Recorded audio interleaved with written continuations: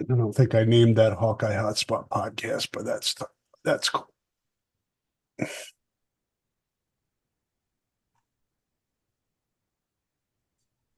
I'll rename it later. Morning, YouTube folks. Tweet out this link of YouTube and then we'll get rolling here. All right, tweeted that out. Back to this. Hello and welcome to the Hawkeye Hotspot podcast here on hawkfanatic.com. It is Wednesday, July the 3rd, a little after 11 a.m. Central Time, going a day early this week with the holiday falling on our normal day to podcast.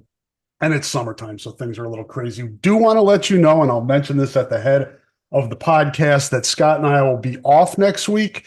He has a trip planned with his son. I am going on a trip with my family. So we thought about recording something ahead of time, but chances are we'll record something ahead of time and miss news and it won't be good anyway. So we will punt for next week and be back the following week and get heavy into football. Then I am Rob Howe. Scott Docterman is the other face you're seeing on the YouTube feed and the other voice you're hearing on the podcast. And we've got a lot to talk about today. We're going to do a recap of what we saw last night with the WNBA. The Fever and the Aces played last night. A lot of good stuff coming out of that game, pre-game and during the game and post-game, all that stuff. So we'll get to that. We're going to do a ranking of our most interesting games this year in the Iowa football schedule from 1 to 12. And what else are we talking about, Scott, today? I know I tweeted it. Let's take a look, Rob. I'm trying to remember myself. My head is in vacation mode already. This is what happens when I'm getting ready to go on vacation. My mind is there usually several days before we actually leave. Yeah, the defensive line preview is. That's right. Yes, yeah. We'll do that as well. We're going to try to hit on some previews as we move ahead towards the football season. Maybe pick a position each podcast and kind of go that way, and there'll be other news and things like that we'll be talking about heading into the season. But a nice little way to, because I get questions on the mailbag too. What's happening at this position? This is an interesting position too, with Logan Lee and Joe Evans, two mainstays at that, moving on, and other guys moving up and getting more reps and playing time and things like that. So we'll get to that soon. Probably best to start with what happened last night, Scott, because it's probably still fresh on most people's mind. Kind of a stark contrast from the first time the Fever played in Las Vegas to now. I think we saw the growth of both teams, really, but especially the Fever. 6-point game going into the fourth quarter, and then the Aces took over, so to speak. The two-time defending champs did what they do. They're fully healthy now and a dangerous team. But I think the Fever showed that it's a playoff team, Scott. Yeah, I think that's probably fair. You're looking at a team that right now is, they're playing well. They're kind of turning themselves into the best of the rest. Yeah, that's a good way to put it. There's 5 or 6 teams that are clearly better than they are, and that's to be expected. And last night, they got beat pretty good in the fourth quarter. And I would argue that that's part of this area where they need the most growth, which is they've got to get Caitlin Clark allowed to shoot more. I mean, and she was getting double teamed about any time she was kind of, once she crossed half court, you would see a lot of double team, defense against her. So it was like, we're not going to even let her get a 3 off. And she didn't shoot real well anyway. But they've got to figure out a way to get her the ball rather than just dish it. And then it becomes kind of selfish hero balls at times for the Fever. It's like Kelsey Mitchell, she's a scorer. She's streaky. She's kind of James Harden-esque in my eyes, where sometimes it's like, whoa, she's going to score 30 tonight. And then other times it's like, well, she's going to take 30 shots. And she's going she's going to shoot, whether it's going in or not. Yeah, exactly. and you're like, Nalissa Smith has a a role when she's good at, and when she wants to stay in that role, she's really good. But when A, she's not put in that role, or B, she tries to expand upon it, not very good. Aaliyah Boston's playing much better across the board. And, they had lineup change. Wallace went to the bench, came off the bench, and then Katie Lou Samuelson started. And I think they need to figure out that fifth spot. It's kind of been, it's been a revolving door throughout the season.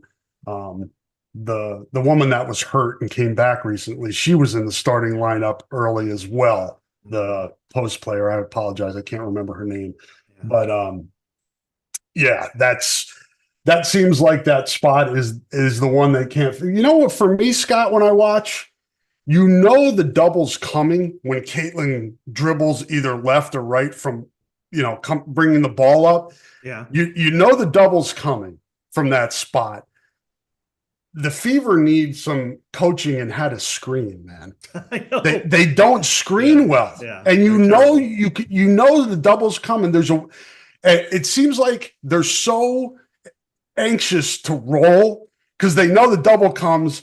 That they roll and Caitlin's going to hit them, that they don't stay sometimes long enough on the screen to be able to free her up, which is the main option you want, is to free her up so she can hit a three. Granted, I mean, Aaliyah's getting some really nice, pick and roll layups and stuff like that. And that's great. I think to grow the next step, though, is you got to set a screen so she can get some open looks. She being Caitlin. Right. I mean, she's Caitlin Clark. I mean, it's just, she's a rookie, but, she's a point guard, but she's not a true point guard.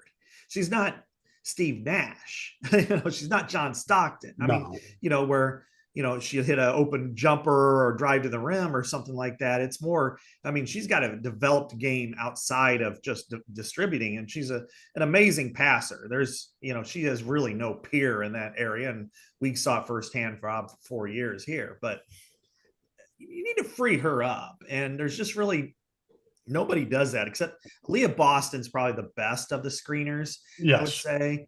And I think that's really the two that, they're going to be really good teammates for a long time. But then the rest of them just kind of either do it in passing fancy or not at all and look for open shots. And then when you see whether it's Wallace or Samuelson or some of the others, Erica Wheeler at times getting open looks, and you're like, why don't you get Caitlin Clark some open looks? And again, she missed a couple last night, so it's not all on her or the coach, but man, I just don't get it. I've watched this team now pretty consistently, almost every game, and I just don't think the style fits them. I mean, you could see it, just such a woeful canyon when they don't win, and coaching plays a major factor in that. And like the loss to the Sky a week and a half ago, it's just like, you need to engineer victory. You're not just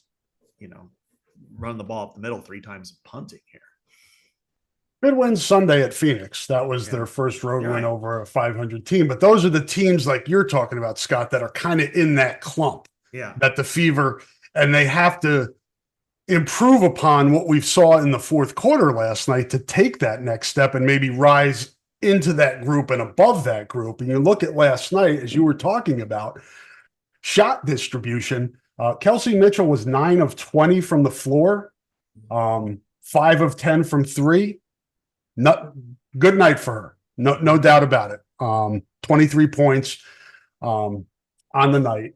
Leah Boston, 9 for 17. Took 2 3-pointers. Not sure that's a good idea. Yeah. And had 11 rebounds. Melissa Smith had 14 rebounds to go with her only 5 points, as you were saying. 1 for 7 from the foul line's not getting it done. And then Caitlin was 4 or 12 from the floor, 1 from 7 from 3. Most of those looks, Scott, were pretty contested for her. She's getting better at finishing at the rim.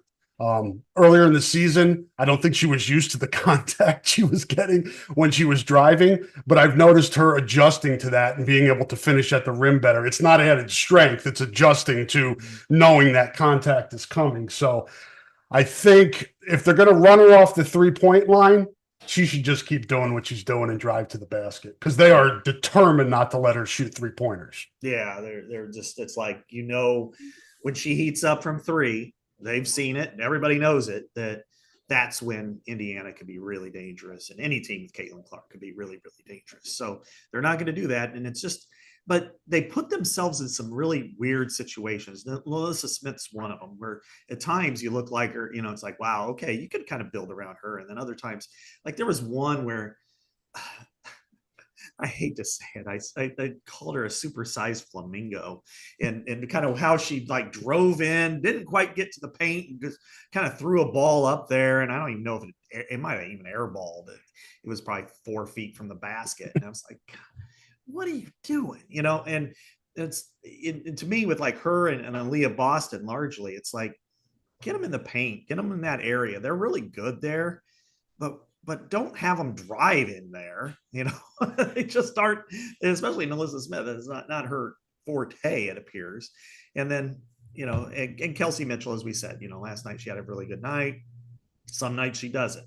And, she's a scorer. She's a shooter. She's always been that way, even at Ohio State. So, but yeah, by and large, I thought that she played, pretty well. And I thought Caitlin played pretty well, except for get her just find ways to get her the ball. I just don't understand how you could be a coach with this phenomenal talent that's obviously the most popular player in the league. That was proven when droves last night.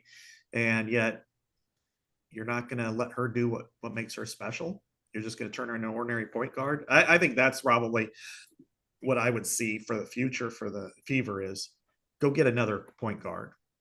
So you can have Caitlin bring the ball up. Absolutely. But allow her to sometimes move and find open looks to shoot 3-pointers. Yeah, and the defenses are so geared to stopping Caitlin. I mean, you see, Aaliyah Boston, Smith, other players, even Kelsey Mitchell, how open they get because of the attention that Caitlin's drawing. I mean, Aaliyah Boston's getting, pick and roll layups because the other teams are not doubling off of Caitlin. They will not leave her. If you watch the defense, she'll throw the ball to the foul line and extended. Mm-hmm. And instead of somebody dropping maybe to double Aaliyah Boston or somebody in that high post or even mid post, they do not leave her. Yeah. So that is opening up shots for other players.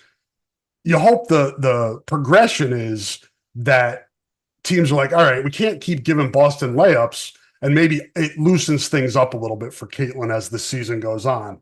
Or they can just continue to face guard her and cover her all over the floor, which may happen. It just doesn't seem like they have another ball handler. Mitchell can be, but she's a scorer. She's first. Yeah. She's a shot first and doesn't. She's not a very good passer. Yeah.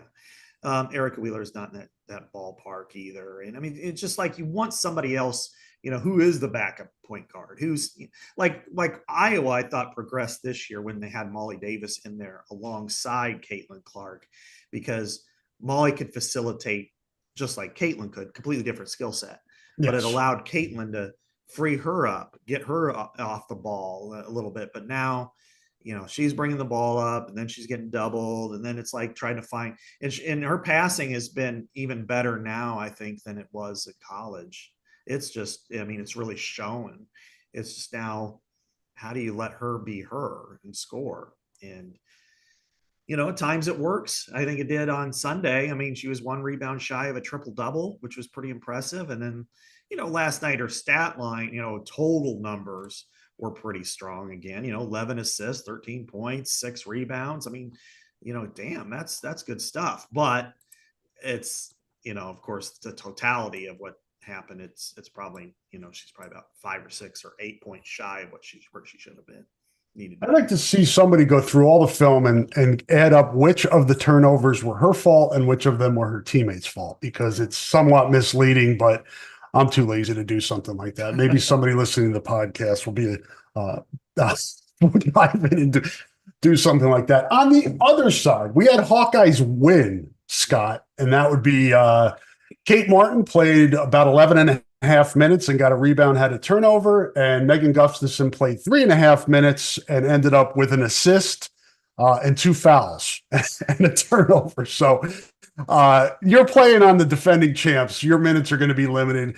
I think it helped Kate Martin earlier in the season, Scott, that she was in such good shape and just came off the season and was ready to go. Mm-hmm. And now you see teams kind of adjusting to what she does. And then, Chelsea Gray coming back obviously decreases her minutes, but the Aces are a fun team to watch, man. Kelsey Plum, Asia Wilson, Young, Gray, they're just, it goes on and on. They're a fun team to watch. And if I had to pick somebody who is equal in terms of passing, it would be Kelsey Plum. You watch her run the break, and even in the half court, she's so fun to watch. Yeah, I really like watching her. I figured that out really from the first game or two. I was like, okay, she's fun. And doing her camp, and she had Kate in there, and and of course with Caton's block, like the first game of the year, and the way she kind of, but whoa, that kind of endeared her to everybody. And yeah, she's absolutely a joy to watch. And as I've said pretty much on every podcast, that this is the good thing. This is what the positives are of the Caitlin Clark effect is now, instead of me, I'll be honest, I probably wouldn't watch a WNBA game if it wasn't for Caitlin and Kate being in it. I just probably wouldn't. But now I am, and I'm exposed to it, and I feel like I'm invested in it for professional and personal reasons and stuff. And now it's like, okay, now I'm exposed to this, and it's good. Some of it's good, it's really entertaining. And Kelsey Plum has been a real joy to watch. Of course, everybody knows how good Asia Wilson is, but really with the minutes for both Megan and for Kate have plummeted once Chelsea Gray returned, because it limited Kate from coming in and playing a lot of minutes at guard. And then when it did that, it kicked Alicia Clark to the bench, and now she's the number one post off, out and on the floor instead of Megan. And so, and Kia Stokes, it's weird, she's from here, literally from here, the daughter of a player who had his jersey number retired from Iowa. But this is one of the, not dangers, but if you go to UConn, you kind of get forgotten about, and locally to some extent. And Kia is just plays her role to high level. I'm a rebounder. She's perfect for that team. She doesn't need the ball to be effective. Screens, rebounds, block shots, all those things. She's a good player. Imagine her if she would have played it at Iowa. Wow, that would have been something else back then. She was great at UConn too, but yeah. But I really have, throughout the season, Rob, when the Aces play or the Fever play, I probably watched 90% of their games. I'm with you. It's we have the app, and we're into it, and I even have, I always joke, my dad, the first time he's cared about basketball has been the last 2 years, probably in his whole life. And now, he'll text me. He's like, what time's the game, for the Aces? And, it's like, shoot, I don't have that. And then he ends up buying the app. And I'm like, you didn't care if I was going to the Bahamas. I can't go challenge for the men, but now you're spending your summer nights watching, summer afternoons watching the WNBA. It's funny. Yeah, it was. I think we're starting to see the league warm up to Caitlin, for lack of a better way of framing it. We saw Jackie Young last night. Very cool. Caitlin goes down to the floor. An old trick for basketball. It's happened. Yeah. Sometimes people don't pick it up, but she bent down to untied her shoe to tie it again to give Caitlin a chance to recover. Diana Taurasi on Sunday went up, said something that made Caitlin smile, so that was good. A little icebreaker there. Brittany Griner, same thing, gave her a hug before the game. You're starting to see it now, and I think with such a small league, Scott, only 12 teams, and you're playing everybody so often, I think it's just natural to to be competitors, but also that respect. And I think we're kind of seeing that in real time as this season goes on. I think Caitlin has proven she's about as mentally tough of an athlete as we've seen, because to go through the gauntlet of what she did, and attention, and then all the opposing players and their standoffishness, it was like they were testing her, not only hazing, but I mean they were literally testing her and doubting her, and for her to come and play well, and again almost have a triple double the other night. She hasn't, as far as I know, not in public anyway, cried or whined or anything like that. And, she's always taken the high road. Yeah. And so I think they respect her, that she has built that respect. Now her game has built that respect, and they always knew what she was capable of doing, Plus, when you show up at your home arena and it's full when it's not normally full, yeah. I mean, you have to be obtuse not to understand what she's bringing to the league. Exactly. I mean, they had to move the game last night. I know they moved it to the hockey arena, and it ended up selling out. It was like one of the biggest crowds in WNBA history. The two-time defending champs had to move their game to a bigger arena. Mm-hmm. So yeah. I think it's just it's taken a little while, but I think everybody's starting to go, oh, okay, yeah, this is what she's doing for us, right? And hopefully it continues, because I always said, I said a month ago, Rob, I hope they can get this figured out by the 4th of July. Otherwise, it's just going to go, it's going to pop like a balloon and it'll be over. I think they have. The rhetoric has subsided. The vitriol on social media has subsided to the point where it's just a bunch of people barking who would bark about anything. Right. And then, if you get the fringy people who just like to be in the middle of some sort of issue like that, whether it's racial or whatever, just so they can have their voice and, get people divided. If you can get those people out of it, then I think this is a really good situation. So I like the way things have kind of calmed down, and then the Olympics are coming up. So there's going to be a break, and then there's the All-Star break. And as we saw from the voting, somebody's pretty popular there too, Rob. Yeah, that's I think that can be, Scott, that at prime time, when is it? I had that up a second ago. Saturday, July 20th, 7:30 Central Time, that thing's on. And that can be a chance with all of the stars, Caitlin included there, where there can be some bonding, some understanding. Because some of those women that maybe pushed back against Caitlin, once you get around her, she's an easygoing kid, man. She's very laid back. She jokes around. She's fun to be around. I think that opportunity, that weekend of being at the All-Star festivities and all that stuff, and getting a chance to play with Angel Reese and all of that stuff, I think that can be the launching point to get the bullshit behind us and let's just go. Right. And you look at the vote totals year over year. Yeah. You want to see a Caitlin Clark effect. You have the numbers in front of you? Yeah, I do. Okay, I'll let you put them out. Top 5. This year, she had 700,000 votes, by far number 1. Number 2 was Aaliyah Boston, which shows you that a lot of people are voting. These are fan votes too. Fan votes, yeah. 618,000. So she still had 82,000 more than the number 2. 3 was Aja Wilson with 607. In a perfect world, Aja Wilson's number 1. She's the best player in the league. Brianna Stewart, 424. Angel Reese was 5th at 381. So, she almost doubled up number 5, Angel Reese. She had 320,000 more, but roughly. Last year, the number 1 vote getter was Aja Wilson at 95,000. So almost 8 times. Almost 8 times. Yeah.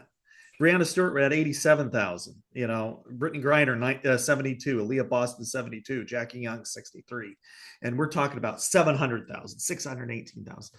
Those numbers spell it out for everybody, because this league is 7 times more popular than it was a year ago.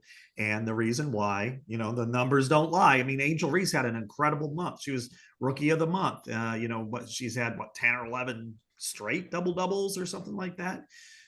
She's a star in her own right, but she's a star, and Caitlin Clark's a superstar. And these numbers bear it out, and everybody benefits. She's went through the tough times. She's mentally tough. She's taken all the heat. She hasn't whined about it or deferred. I mean, people have tried to make it sound like she's whining at times, and I'm like, she's not whining.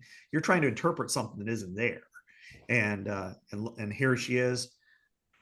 She'll play in that All-Star game. I agree with you. If she gets around, I mean, imagine her dropping a dime to Angel Reese, how that might kind of affect everything. And then, well, if you look at that roster, Scott, Jonquel Jones is on that team. Yeah. I mean, she's got Gumbawale, Angel Reese, like you said, Bonner's on. Yeah, DeWanna Bonner's a really good player. That'll be a fun game. I mean, the Olympic team certainly is going to be heavily favored, but there's going to be the regular All-Stars have some young, really good talent if they can get them out and run.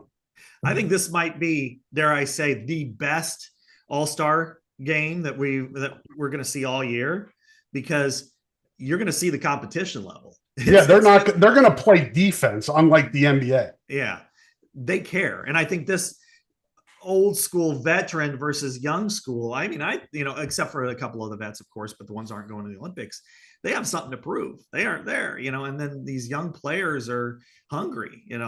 One tweet that I saw last night that I thought was just hilarious, and I don't know if you guys can see it or not, but it's two young boys, and they're wearing a shirt. This is our Get Along shirt, and it says LSU, Iowa, and South Carolina fans having to root for the same All-Star game.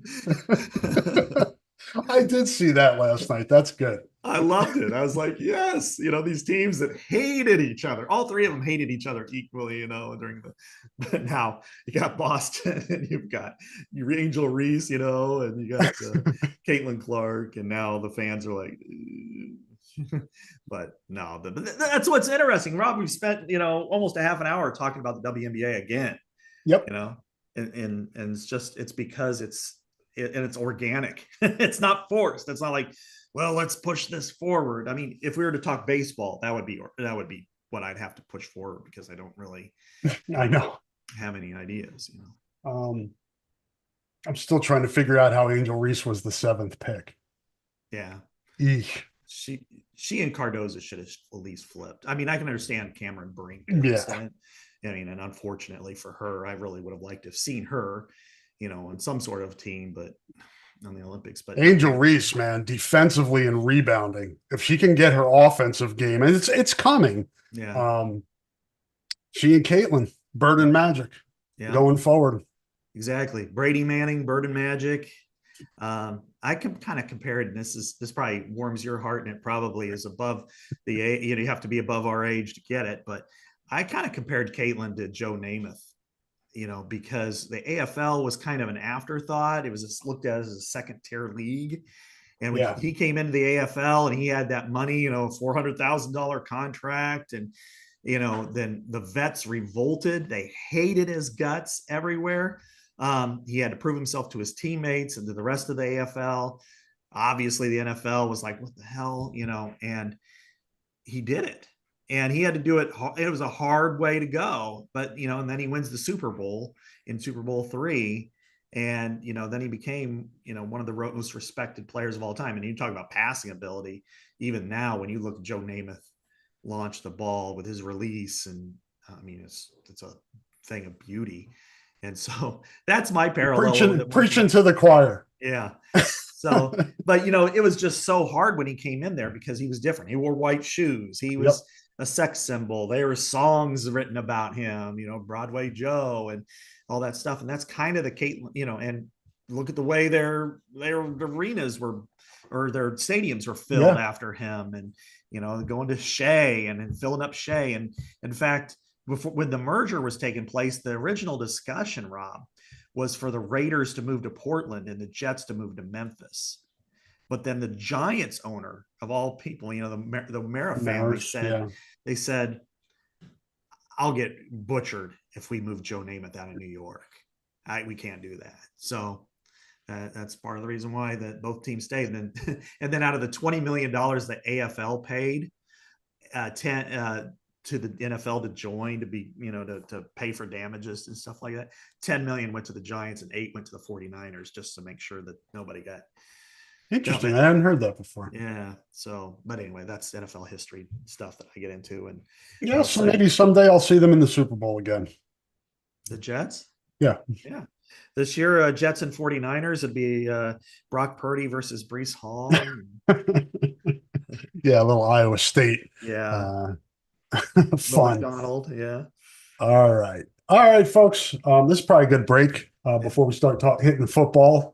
Let you guys know that support for the podcast comes from Systems Unlimited, celebrating 50 years of providing services to people living with disabilities and mental health needs throughout East Central Iowa. A list of their services and upcoming events can be found at sui.org. That is sui.org. Thank you to Systems Unlimited for supporting the podcast and, more importantly, the great work it's doing in our community for over half a century. Here from a few more of our sponsors now, and Scott and I will be back on the other side to talk some Hawkeye football. Hang tight.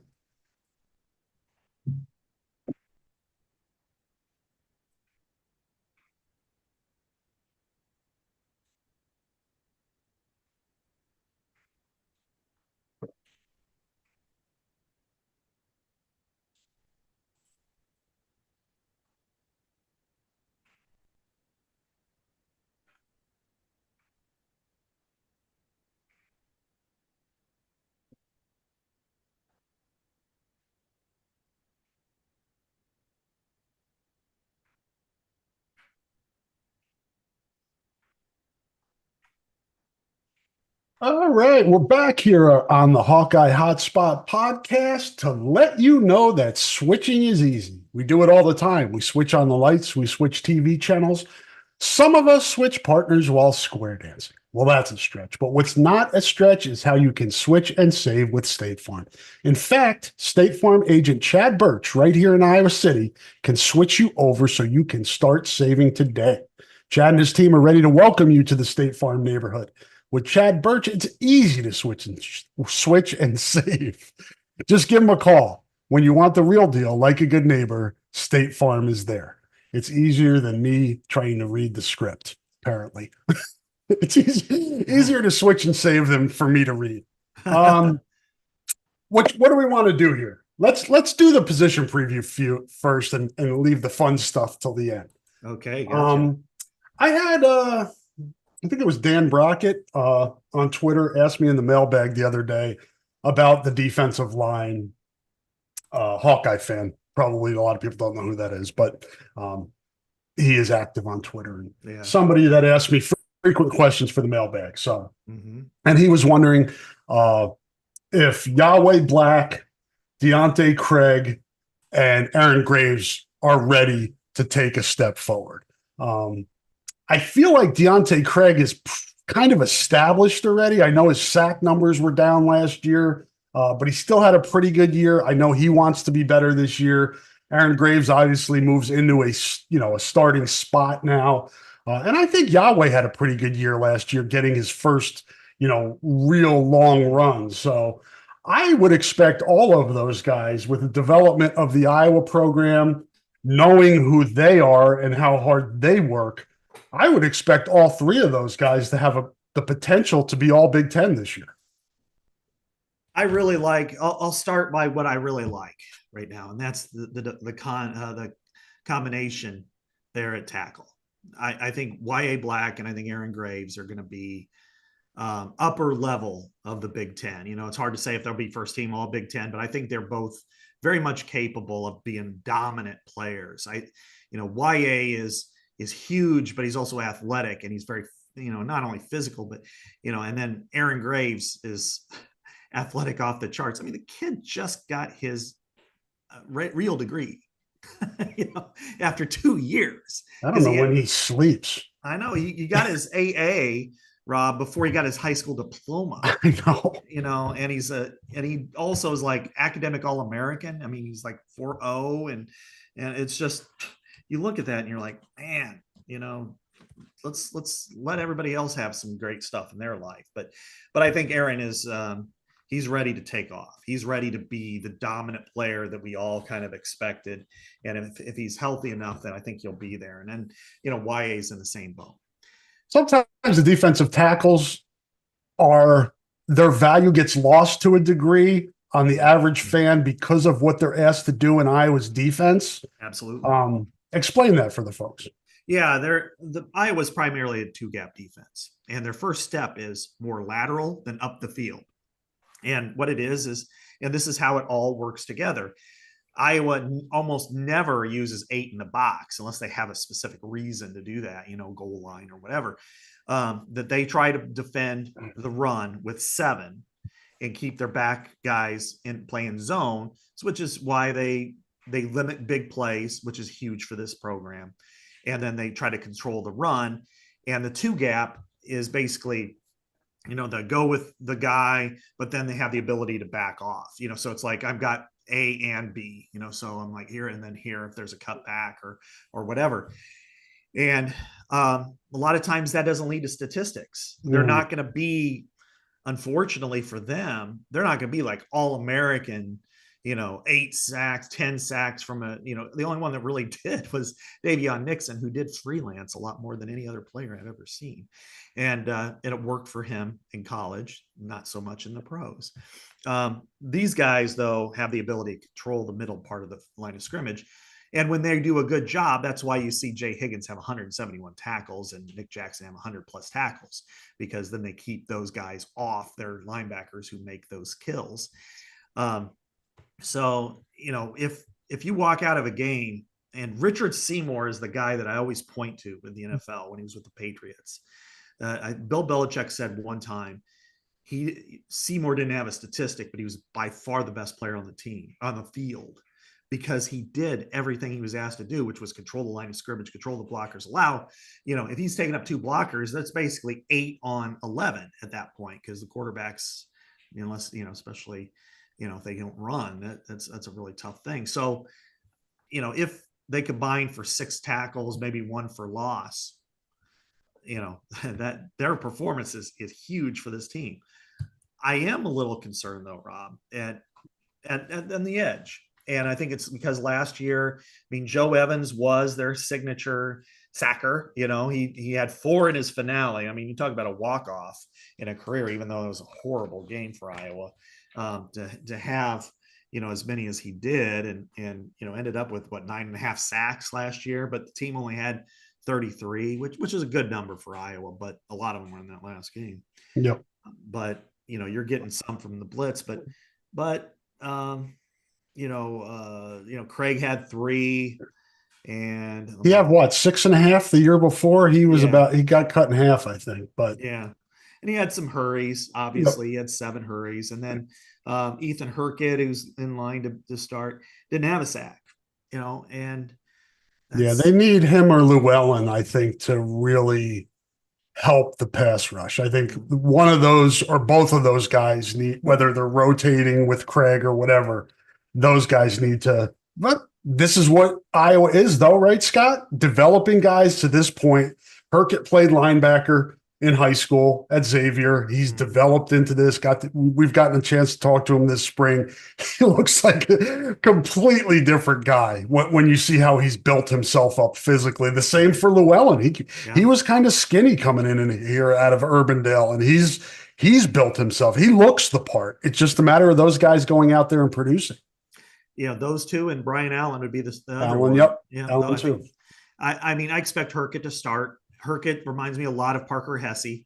Just in a lot of what he does, the physicality, the toughness, the mindset, everything about him kind of puts himself in that position. And then I expect Llewellyn to take a step up. There's some, I won't say concern necessarily, but it's, on the staff, it's a little bit like it's his turn. He better do it because we're looking at him to do it, but he hasn't done it yet. And then Brian Allen is kind of in the same boat where it's like, hey, he had a great kids day. He's had, but he needs to do it every day, and beyond that, the depth is a concern for me, because, can Deontay Craig become a guy who gets 8 sacks? Can he be that pass rusher? Can Herkett get to 4 or 5? Is What's there a good some? let the listeners know what is kind of a operating sack number for the team? What's a good measuring stick for them?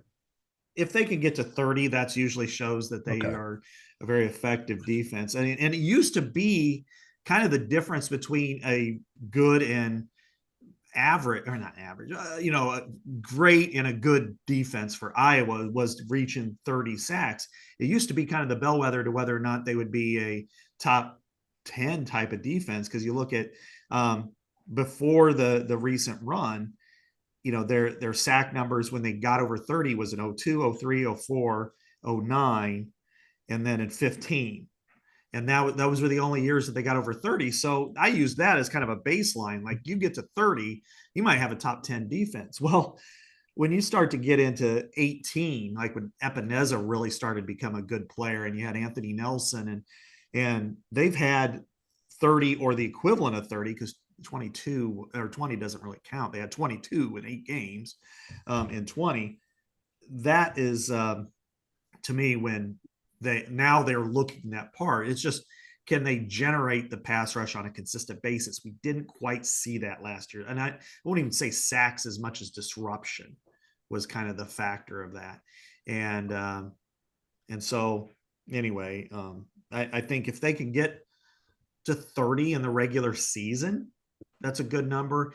And I think they need to get to 8 or 9. And one thing that Phil has done differently than his predecessor, to me, is he's willing to put another player on the field as a pass rush specialist in certain situations. And that may be a younger linebacker, that may be a younger, let's say Joseph Anderson just shows incredible burst off the edge. He's nowhere near playing, 2 cap or playing 5 wide or 5 up against a tackle. But hey, it's 3rd and 8, and he's got such a burst and off the edge that let's get him on the field and let him rush 5 to 8 times a game or something. That would be a huge bonus for this team based on what they've got. And then the other question I have, Rob, is, they've got what I would say 2.5 tackles. Graves and Black are great. They're going to be great. They're healthy. It's got to be Pittman, right? Pittman's right now kind of that. Yeah, it's time to step up. He's in that basket with Herkett and Llewellyn. These are the guys, you've been in the program. It's time. Yep.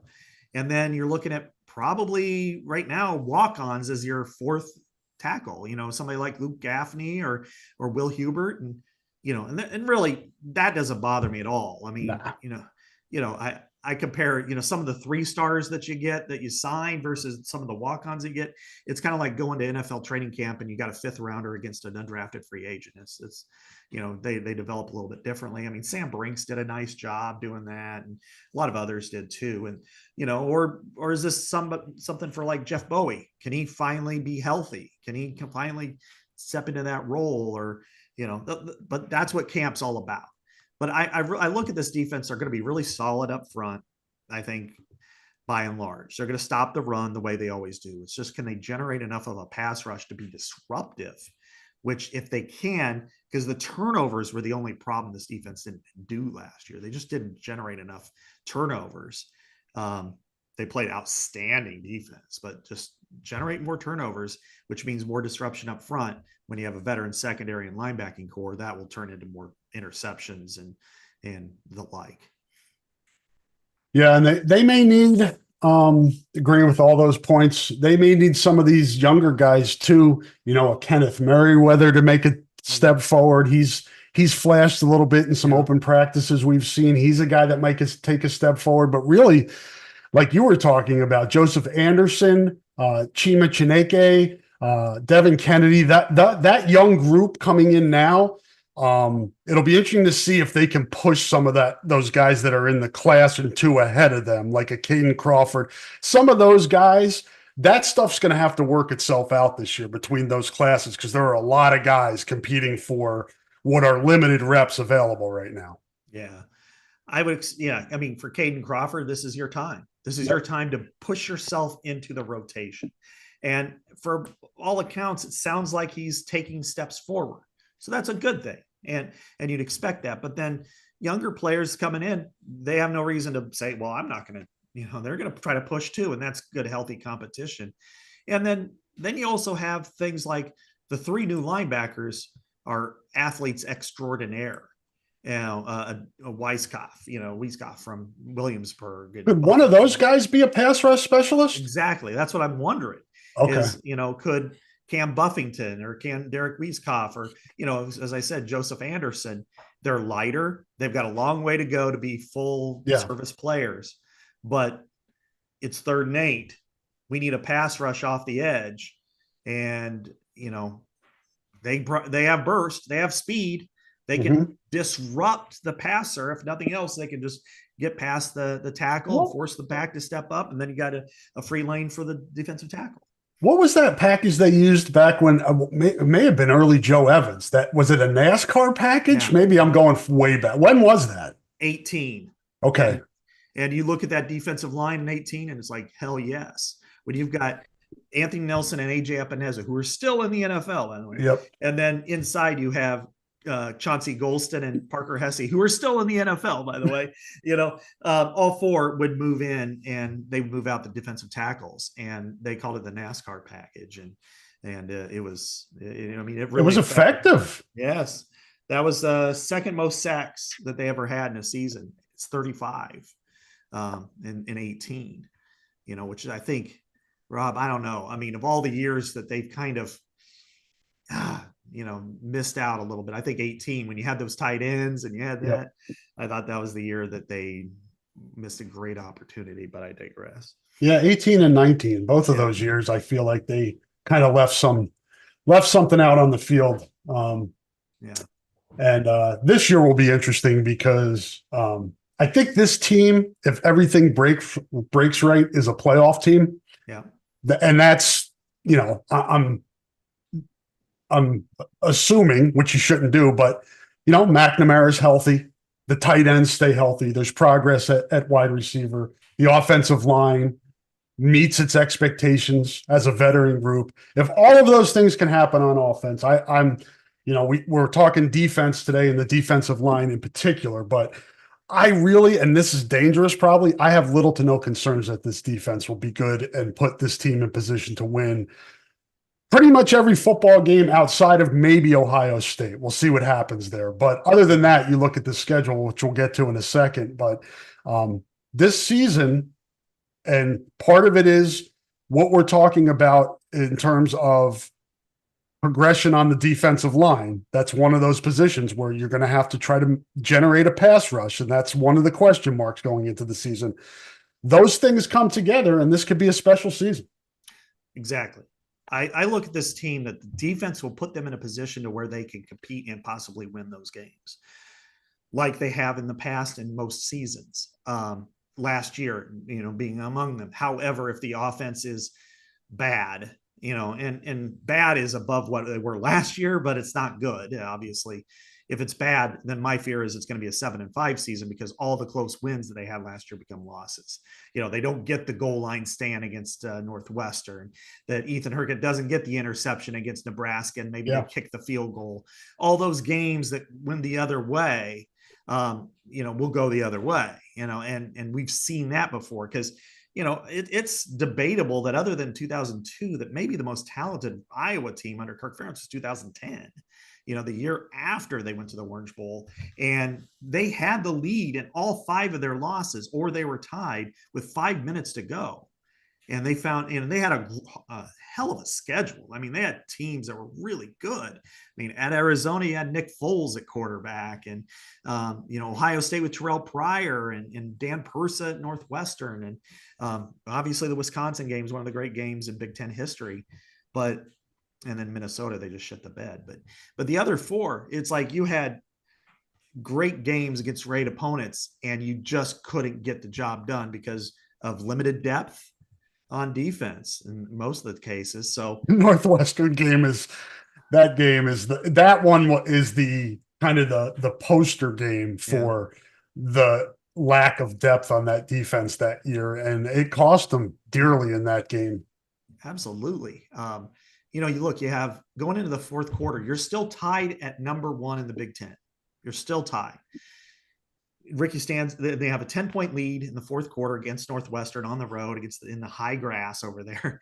And then Rick throws probably his worst pass of the year, except for maybe at Arizona. And it was, pop fly in the middle of the field, intercepted, they score. And then, Persa just carved them up in the last drive, and they just didn't have the wheels to get to the quarterback. They had 5 defensive linemen.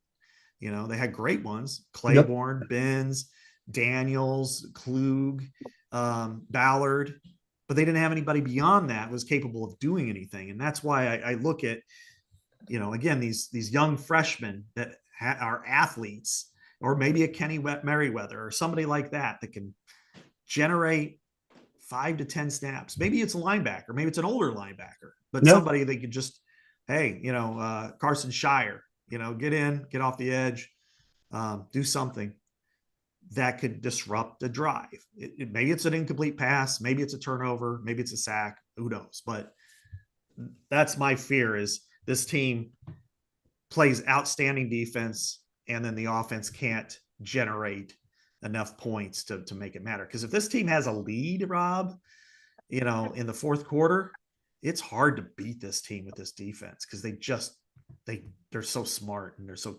physical. It's next to impossible to beat them when Iowa has a lead. And it helps that Phil Parker is flexible on defense, and he'll analyze and evaluate what he has, and if something's not working, he will change it. And we've seen that, since the Wisconsin game when they switched and went to a cash, and they'll figure it out. I think there's enough talent and the linebackers are so good and so experienced. It's going to let you do a lot of other things as well. So not worried about the D. And that's a little wrap up on the defensive line there, which I'm sure we'll talk about more as we get closer to the season and get more intel on what's the competition is like up front. But Scott and I promised that we would give you our list of let's go least interesting game to most interesting game on this year's Iowa football schedule. Would you like to start, Scott? Least game that you're least looking forward to? I don't know do we want to put it like that? Well, I would say that least interesting, the 12th most interesting game on the schedule. I'm going to start, and this is weird because I try to push this to at least one spot higher. It's the opener against Illinois State, and it's because of the opponent. I'm interested in a lot of aspects to it, and usually I would have this 11 or 10, even if it is an FCS opponent. But in this case, the other FBS, the other opponent is pretty good too. So I'm not really overly excited about seeing them play Illinois State as a team. I'm excited about how is Iowa going to compete, almost like you would a preseason game. What does the offense look like? How do they play a little bit on defense? But I can't say that I'm so excited to see them play the Redbirds more than any other team on their schedule. Brock Speck, man, you're getting disrespect. I'm with you. Exactly. I went back and forth on this one, and Troy is obviously a superior team. Yeah. I went with them 12th just because I know the excitement of that first game. And like you said, who's playing? What happens with Cade McNamara? What's he look like? All of those things that we've been waiting months to find out. So I'm kind of mixing up the ways that we're measuring this too, because that's more excitement than interest. Yeah. But I'm kind of pushing those together. But I have Illinois State 11, so I think it's fair to say that those are the two least interesting games, at least in my mind. Yeah, and I mean, first of all, you have to acknowledge that, because it is the, you're talking about two different levels, and right. Even if it's a North Dakota State, even if it's a a team like that went to the one of the main bowls, you still got to acknowledge that it's a different level. It's like a morganatic relationship here, like not equal. But I do think Troy, being as good as it was and is, I mean, I think it was 10-2 last year. It's full of athletes. They have some really good numbers. I was going to say, defensively, they were 10th in scoring and at 17.1 points per game. They were 5th in tackles for loss. They were 2nd in the country in sacks on defense. And then you look at some of the other things, like they, were 3rd in the country in third down passing touchdowns at 11. They only threw 6 interceptions. I mean, this was a really good team. Now, I have not given them one look on their personnel. I know Jaden McDonald was there, and then he transferred to Indiana, and then he transferred to UConn. So that would be the only name that I really know right now, and I'd have to look into it for, they could have had their whole team decimated for all I know. But I will say that based on the numbers from last year, I was like, okay, this is not your typical, all right, here's your, $1.5 million check. And thank you. We'll take the 31-10 win. No doubt a dangerous game that week 3, because you're coming off Iowa State as well. You don't know what's going to happen there. So definitely an interesting game. Like I said, I lean towards Illinois State just because it's the opener and the excitement and all that stuff, but could see going the other way as well. All right, let's get into the meat of this thing. Yeah. Who do you got at 10? I got Maryland. Same. Second to last game. It's no offense. I mean, after you get to this point, you're kind of like, but we're talking about least interesting games. And what would make this game interesting, Rob? I don't know.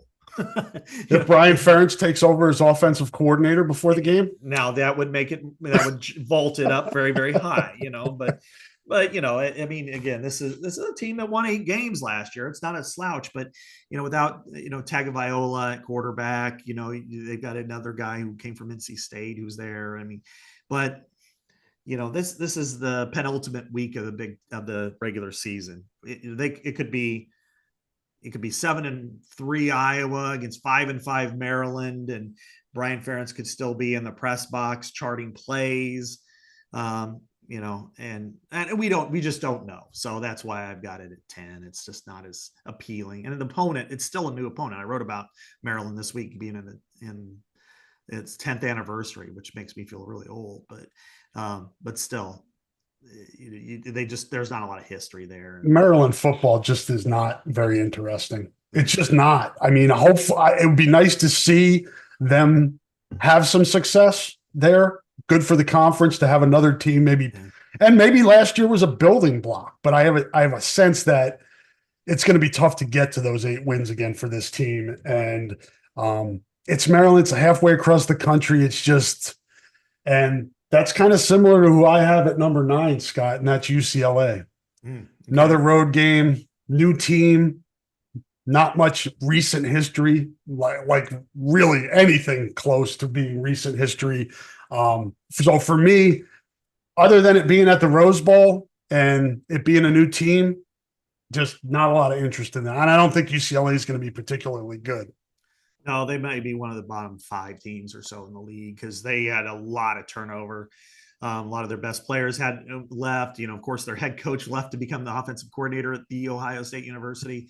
They elevated Deshaun Foster to be the head coach, who was one of their great running backs, a good running back for in the NFL for a while. I had him on some fantasy squads. Yeah, right. Good back. Carolina Panthers, back then. I had a former coworker who drafted Fred Lane one year but he was already dead.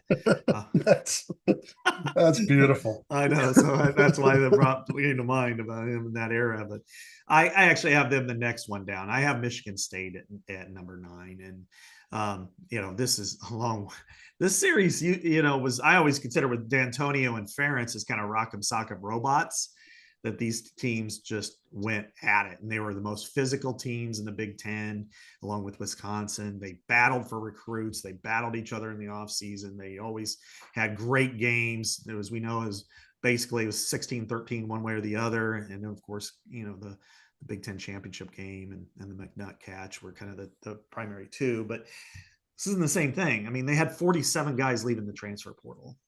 They have a new coach. They have new everything. And this one's probably going to go in prime time.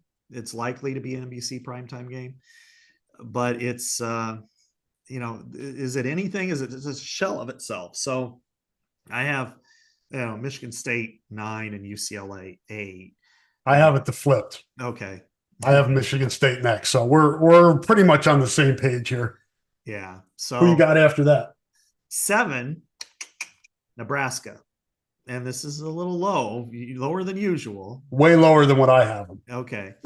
and it's there are reasons, because this is the interesting part of it for me. And they haven't been to a bowl game since 2016. And it's always competitive. It's always, it's getting pretty nasty, and it's a night game on Black Friday. Maybe I'm trying to talk myself into it a little bit up, but until they become bowl eligible, until this game matters, I'm just not sure I want to put it up very, very high. So I have this at number 7. I have Washington at number 7. Another new team, not much history there, at least recent history. Old Rose Bowl days, obviously there's history.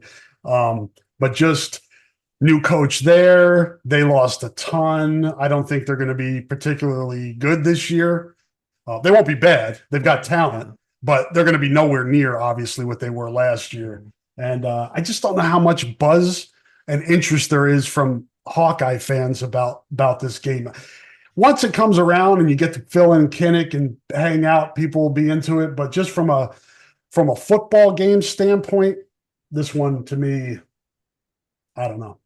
And you can see a pattern with me leaning towards newer teams or teams that are far away or don't have a lot of history. That takes a lot of interest away from me. Yeah, I've got that one up a little bit higher, but I'll go through that one for. Let's see, we're at number 6 now. Yeah. Let me see. 1, 2, 3, 4, 5. I've given you 6. Okay. Have you given us 6? I have not. My 6th would be Northwestern. Okay, I have them next. Yeah. Okay. So Northwestern, and part of me at first wanted to put it like at 9 or 10, and then I'm like, duh.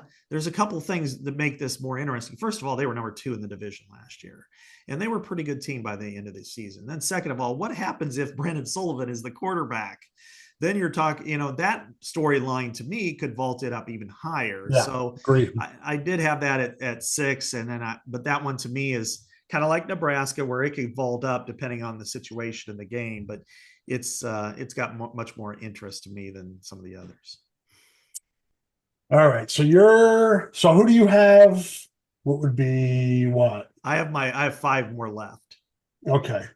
So let's go through ours. I went Troy, Illinois State, Maryland. This is from least interesting to most interesting. Yeah. Troy, Illinois State, Maryland, UCLA, Michigan State, Washington, Northwestern. Okay.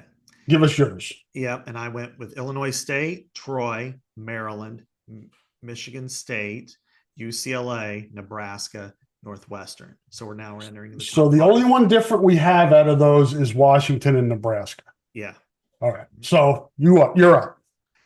Number 5, the friends to the Northeast, the Wisconsin Badgers. And this is, kind of the signature rivalry of the Big Ten West, God rest its soul. We're 7 out of the 10 titles were claimed by one of these two teams. And, but I'm really looking at Wisconsin with how it's changed its identity. And last year was not a good year for it. It might be a very good year this year, but it's kind of diminished a little bit. It wasn't as, these Wisconsin teams the last handful of years now, we're getting back to 3 or 4 or 5 years ago. Since like 19, that the Badgers outfit is not the same that it was. And so if they're not that good, they got to be good for that style of football to look good. Yeah. The ones when it was an Iowa-Wisconsin game and it was 10-6, it better be because the defense is really good. And they were so last year. So it was part of it was because they tried to keep some of the identity from before Yeah. and then mix it with. They should have just brought in the just complete overhaul. And this year they did that. Yep. They got, they brought in AJ Blazik as their offensive line coach, but they're still kept Phil Longo. They're going to go all in on being a air raid style of offense, and we'll see how it works. I kind of wonder, Iowa again has kind of been the beneficiary of this a little bit the last couple of years, because it's taken some recruits that Wisconsin normally would either get or come close to getting, and then they've won these games that Wisconsin would have won, or last year with Iowa's offense, they still were able to pull out that win. So I don't know. I'm anxious to see how Wisconsin does, as always, but I just usually this would be like somewhere in the top 3, but this year I have it at number 5. Some of my top 3 I can't get over Wisconsin and Nebraska. I've got Iowa State. Okay. I've got Iowa State at 5 just because it's a non-conference game. I'm certainly interested. I know everybody in the state is very interested in it. For me, it's just kind of that 1 week where there's heavy interest, but overall in the season, it just kind of gets contained to that 1 week. Whereas as the season goes on, we're going to be looking forward to some of these other games towards the end of the year, like Wisconsin, Nebraska, stuff like that. And they obviously have more of an impact on Iowa's season overall, although I know people will disagree with that the thought of losing to Iowa State is more than they can handle right now, and I get it. You know what, Rob? This is something I've gathered over the years, that it kind of depends on where you live. In our neck of the woods, it's a big game, and it's a huge game for that week, no question. But then it kind of moves on. Why? Because we're not around a bunch of Iowa State people. That not in this part of the world. However, like a lot of friends and family of mine who live in central Iowa, it's an everyday thing, because, whether it's the cubicle next to them, there's a good point. Kids, schools, churches, whatever, that's an Iowa State person and you're an Iowa person. So you constantly banter about that. So I have Iowa State higher on this, but I'll say why when I get there. But are you at?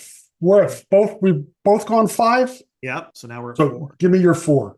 I'm going to go Washington. And I think you made a lot of good points as to why I could dump Washington and push them down. And I'll be honest, I gave this some thought, but I'm not going to say I spent all night.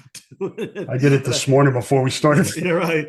I could probably, you ask me again when we come off vacation. And I feel like we're kind of working through this in real time. Yeah. It's a fun exercise, though. Right. Hopefully people enjoy it. The Huskies at 4, part of it is the appeal of the weekend. I mean, you have the defending national runners up, making a big trip to, the heart of Big Ten country, Iowa. And I think as much as it is for them, I mean, it's their, they go to Rutgers a couple weeks before that, but this is their first real Big Ten trip to true Big Ten country against a Big Ten major opponent. And they could lose both those games, by the way. I mean, Rutgers might be the most underrated team in the league this year.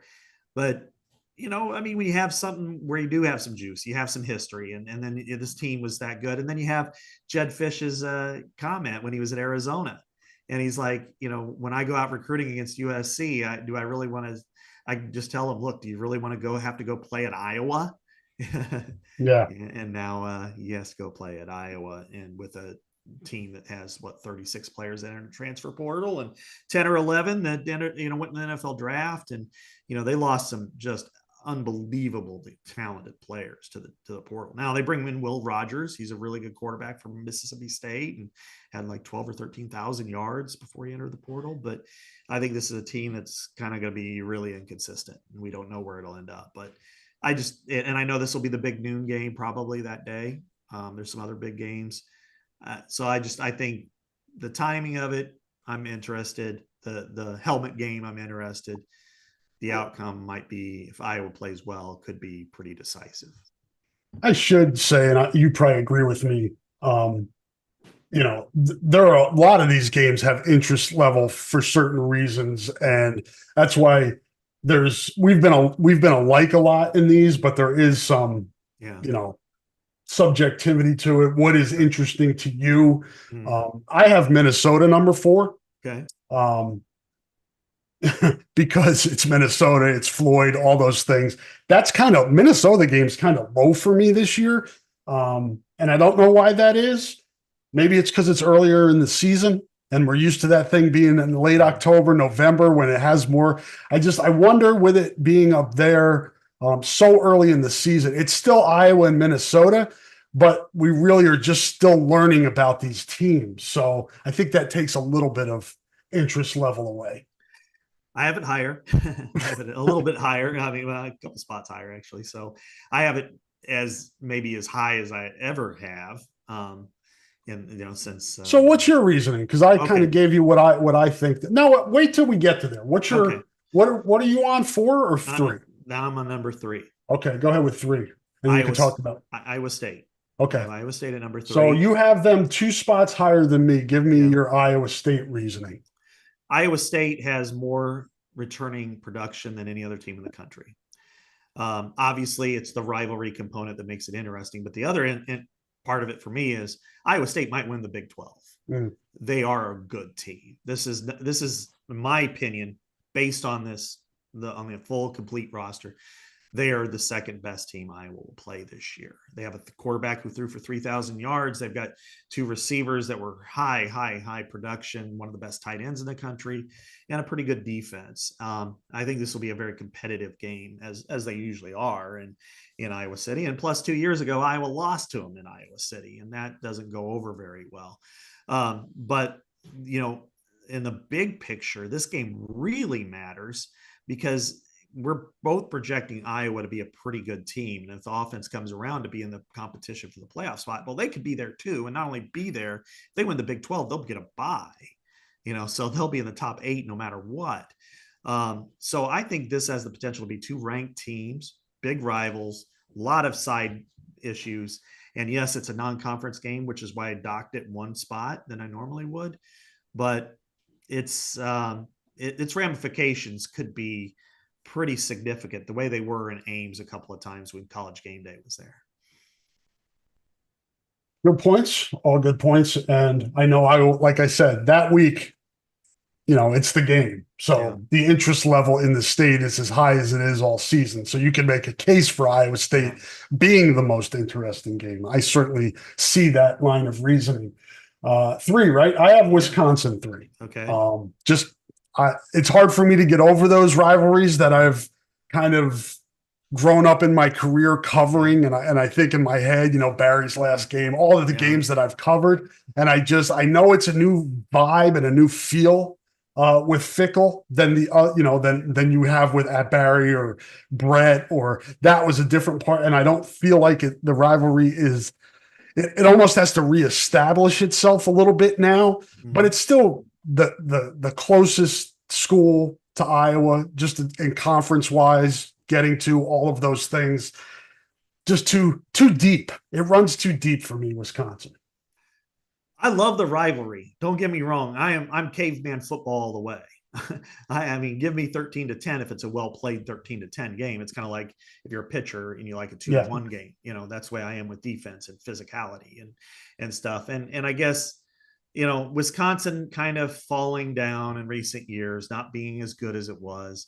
Not that has kind of pushed it down to me for 5, and usually it's in the top 3. But believe me, that's a team that I would.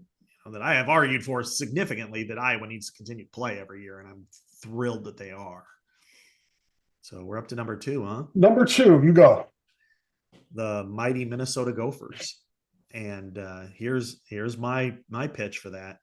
Last year, there's something called an invalid fair catch that took away one of the greatest plays I've ever seen in person, and it marked the first time in 24 years the Gophers won in Kinnick Stadium. And, I was in the officials' locker room, and I could smell this insane amount of cigar smoke coming out of the pink locker room, which is illegal, by the way, to do in the state of Iowa, is to smoke indoors in a state-owned facility, but they did it anyway. And just the venom and vitriol, as we know, through this wonderful, wonderful rivalry for 130 years. It continues to recycle and regenerate and become bigger and bigger. And I know it's early this year. That part of it is a little bit, but it will be a night game. That's the way it looks right now. That NBC plans to broadcast it in prime time. And as we've seen, going to Minnesota, I think there'll be more interest from them up there because it's kind of like the Iowa State game, where if it's earlier in the year and maybe they haven't been beaten down by losses and stuff, because their schedule is they play North Carolina first, which is kind of 50-50. It's at home. But then they play Rhode Island and Nevada, which they should win both those games. And then they play the Hawkeyes. So if they're 3-0 at home. So are they home for 4? Or their first 4 games are home?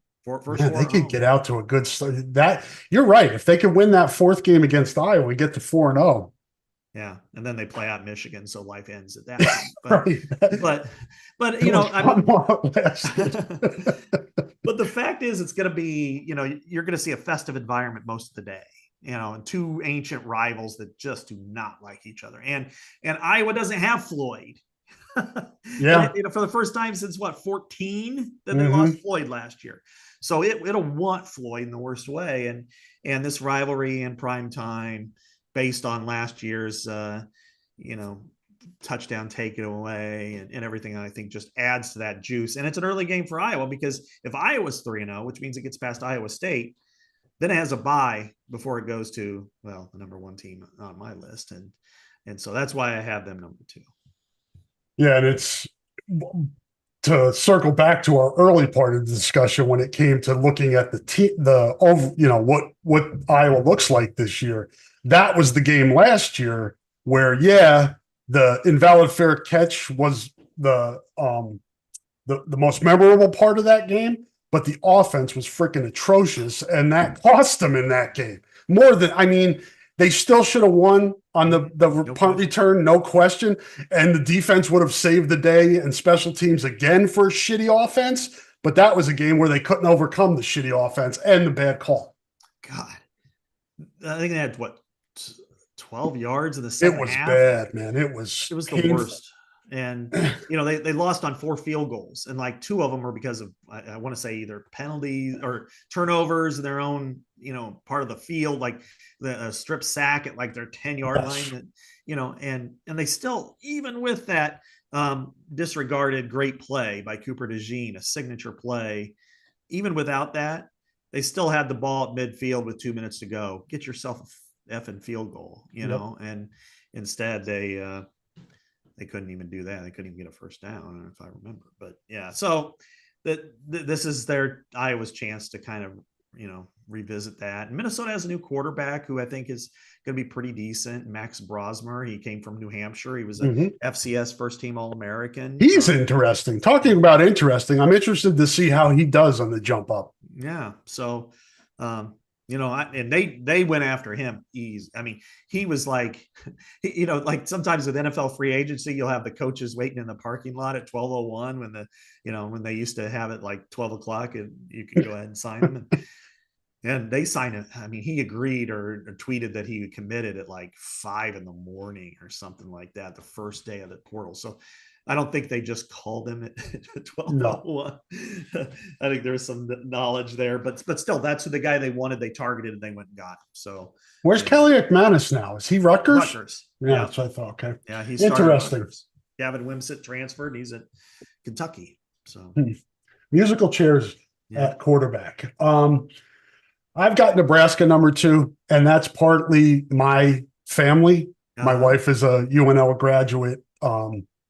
And my son has fun with that, teasing her when Iowa wins and all that. So that interest level at the Howe house is kind of high there. Plus, I just feel like stuff you mentioned, Black Friday game, prime to all that stuff this year. And again, it's every year. This is the year Nebraska turns it around. We're starting to hear it now. We're starting to hear how they're going to make their run again and all that stuff.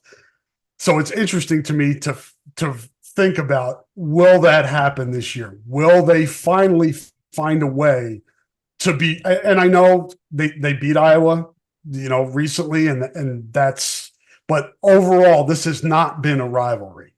And now you know, again, I'm falling for it in a way that, Matt Rule has got this thing going again. Can it be a rivalry? Can it be a rivalry in terms of competitiveness? I think it's a rivalry in terms of fan hatred, but just in terms of competitiveness. And that to me is interesting. And then Yeah. obviously we both have Ohio State at the top Right. here. And I don't really see an argument against that. Yeah. Just to kind of rebound a little bit or go back on the Nebraska thing. I mean, here's the thing. I mean, the games have been competitive, Yes. but you The look at the record. outcomes. Yeah, the records are not. I mean, like Yes. when Iowa's winning 10 games and Nebraska's winning 5, then it's just then it's a team that's kind of punching upward, and everybody gets excited for the bigger dog, and I'm not, and I know the fans are just bristling hearing that, but it's kind of the way it's been the last 10 years, and then in the Big Ten. So if Nebraska and Iowa could see eye to eye, if these games matter, I mean, what would happen if it was, and their schedule is the most advantageous schedule in the Big Ten. I mean, like, let me kind of read It this seems off. like it seems like they're almost making up for how much they hammered them early on and when they got into the league. They did. They pounded the piss out of them right off the bat. It's kind of funny. We're going to Ohio State again and Yeah, Michigan. yeah, I know. Yeah, like that. The first year, I want to say that, not only do they have to play everybody in the Legends division, which was Michigan and Iowa and Michigan State and all that, some good teams, but then they had to open at Wisconsin, which had Russell Wilson, so they Yeah. were pretty freaking good. They had to play Ohio State, which they beat. It was like the greatest comeback in Nebraska history. They were down like 27-3 and came back and won. Then they had to play Penn State as their crossover. So it was just like, Jim Delaney's like, welcome to the Big Ten, but this year, UTEP, Colorado, which will be a highly interesting game, I think, for both programs. Is that in Lincoln? That is in Lincoln this Okay. year. Last year, that's an interesting game. I would put that near or top the list for Nebraska. I'd put that over Iowa, just because I think for both programs, neither one made a bowl last year, and Colorado with the Dion hype is such a huge even polarizing topic that whoever loses is going to really feel bad after that game. They're really going to be like Yep. But then they play UNI and then Illinois at Purdue, Rutgers, at Indiana. You see a pathway there. They could be 7-0 going to Ohio State. Then out of Ohio State, they'll be 7-1. Then the hype train will be off the tracks at that point. If you think the hype train is rolling now, wait, if they get to 7-0, my God, I can't imagine what's going to be coming out of Omaha. Yeah, well, out of Columbus afterwards might be a little rough, but then UCLA at home, they could be 8-1 at USC. The last 3 are kind of coin flip games, but at USC, Wisconsin at home, and then at Iowa. So, there's a pathway there that if they like last year, they were really good defense and their offense was the only reason why we didn't hear about it much is because Iowa was so bad. But, if they improve, if Dylan Raiola is a good quarterback, as being a true freshman, and if they can kind of do some things, I mean, if they're 8-1 and they're going into that last 3, they've got a pathway to the playoff. They got a pathway to Indianapolis. And, but let's say it's, let's say it's a high moment, 9-1 Nebraska at 9-1 Iowa. The winner goes to Indianapolis, which is something we never saw in Legends Leaders or the East-West. That game would be off the charts. And then you ushered in as the key rivalry of the year. As for the Ohio State University, Iowa could be 4-0 going into that game with a bye week before the Ohio State game. This is the only Big Ten team, not counting the newbies, that Ferentz hasn't won at, is Ohio State. We know how good they're going to be. I think they're the best team in the country. But you go there. This is your chance to prove whether you deserve to be in the playoff consideration or if you're just, we'll see you in Tampa on New Year's Eve, Can't have what happened there last time, Scott, where your ass was just hanging out and you looked like you shouldn't even have been on the field. There aren't moral victories, but you can't go and have a game like that again. Yeah. And the sad part was, Rob, the defense played really well. They played really hard. For as long as they could. But when you have 6 turnovers in your own Yeah. territory, a pick six, there's an interception on the first play of the game. You have Torrey having a brain fart and decide to take off running in his own territory. And I mean, it just ruined the entire effort. And, there were a lot of people who were very complimentary of Iowa's defense, and they knew that it was 54-10, but it felt like the way the defense played, it was more like 31-10, 31-0, so it was just gross. But, Iowa has played Ohio State pretty well across the board in the Ferentz era when he kind of got the train rolling. And I would expect that to be on everybody's mind that week. And if Cade McNamara is in charge, he's a Michigan guy, remember, so he led Michigan to beat Ohio State a couple years ago. So that's going to be on their mind. And if Iowa is 4-0, I mean, that's going to be a game on CBS, it appears, in the midday. That's going to be a game that, who knows? I mean, it may end up on game day or something. I mean, it's, if you got undefeated Iowa, that probably, if they're undefeated and they look good doing it, they're probably 15th. And number 1 Ohio State in the horseshoe. Yeah. Yes, that whenever you have those blue bloods, Michigan, Ohio State, that opportunity to win that game is what makes it most interesting. The thought of going to the shoe and beating Ohio State this year, that those are like the woodshed game. Those are games that live forever. Mm-hmm. And if you could go and win, and give Ferentz his first win ever there, I mean, it's a long-lasting thing, as we saw. I mean, we've been to, we've seen some Ohio State Iowa games. I mean, there's the woodshed game, and the other 2 years ago was kind of the woodshed game in reverse. Opposite, yeah. Yeah, you remove those, but even then, a lot of those games in the middle part of the first decade, especially towards the end, those last two in 09 and 10, were fucking good games. Great games. Terrell Pryor, 4th and 10, scrambling to get a first down, and then hits Dane Sanzenbacher. And that was probably the play where I was probably most upset at Norm, or at least like, what are you doing? I mean, they didn't go nickel. They were still 4-3. They were down to their 6th linebacker, and you got him covering the Big Ten wide receiver of the year. Stubborn. That's where Phil might be better than Norm in certain areas. And, and of course, in 09 over there, I'm putting together for later this summer a top 50 games list of the Big Ten since 2000. And it is really, really high. Because it should be. That was a great game. The last winner take all game in Big Ten history without a championship.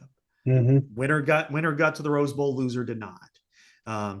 And it was back and forth. Ohio State takes the lead. DJK turns the kickoff for a touchdown. Then you had Marvin McNutt catching a pass from James Vandenberg. I mean, his first start over there after the way he played against Northwestern, which was Deacon Hill-esque.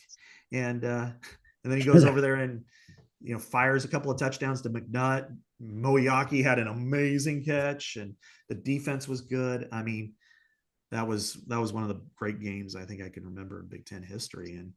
And so if you get that again, then the hype train for Iowa is going to be pretty strong. If you go and lose by 3 at Ohio State and play well doing it, there'll be people saying, well, Ohio State's not very good, but then there'll also be people going, Iowa might be pretty good too.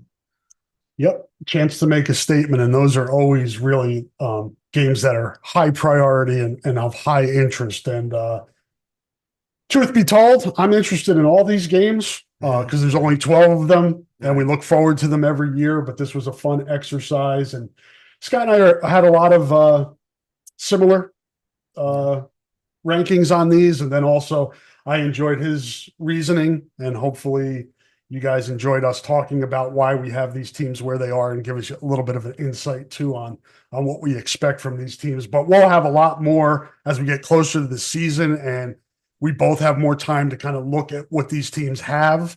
And then we do our weekly previews as we do each week on the podcast. We'll dive in a little bit more, but this was certainly a fun exercise for July 3rd. Yeah, absolutely.